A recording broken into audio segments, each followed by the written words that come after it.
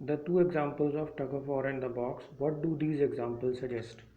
The forces applied on an object in the same direction add to one another. That means when forces are applied in the same direction, like the two boys, they were applying force in the opposite direction. If both the boys come on one side and apply force, then the force will be added. So if the two forces act in the same direction, then the total forces which act on a body are added. If the two forces act in the opposite direction in the object, then the force acting is difference. Difference means subtracted. Like the two forces which were acting in the example of the box, one boy was pushing from one side, another was pushing on the other side. The box will move depending upon which boy applies more force.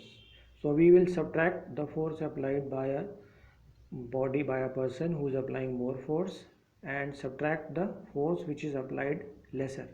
So these are two situations.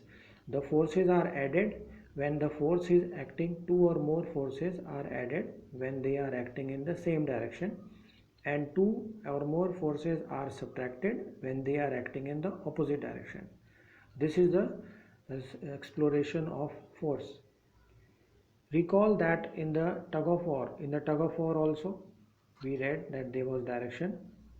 So we learned that a force could be large or small than the other. One force can be larger, one team can apply more force, another team can apply less force. The strength of a force is usually expressed by its magnitude. Magnitude means the quantity. We have also to specify the direction in which the force acts. Whenever we say force is acting, we have to tell the direction.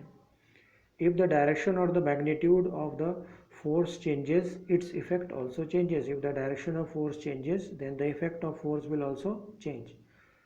So in general, more than one force may be acting on any object. When single force acts, then it is okay, but when two or more forces are acting, then we say that we add the force or we subtract the force.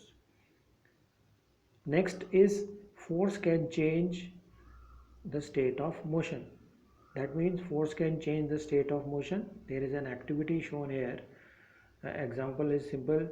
Take a rubber ball and place it on a level surface such as a tabletop, and now does the ball begin to move? No, it will not move. Now you push the ball again, with it start moving? Yes, it will start move.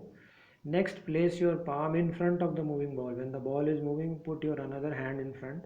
What will happen? Two things can happen. The ball will come to rest or its direction will change. So these are two types of forces. One force makes the body move, another force can change the direction. These are just explanations. You might recall similar situation, for example, while using a penalty kick in football. When a person is applying penalty kick, he shoots the ball, and what does the goalkeeper or the team do? They just stop the ball or they change the direction of ball. The ball is at rest and then the speed changes. The applied force makes the ball move towards the goal. Suppose the goalkeeper jumps, he will stop the ball. Or if the goalkeeper does not jump, he kicks the ball, then the direction of the ball can change. So the state of motion of a body changes depending upon which type of force is acting. Its action, the goalkeeper will try to stop the ball, or he can change the direction of the ball.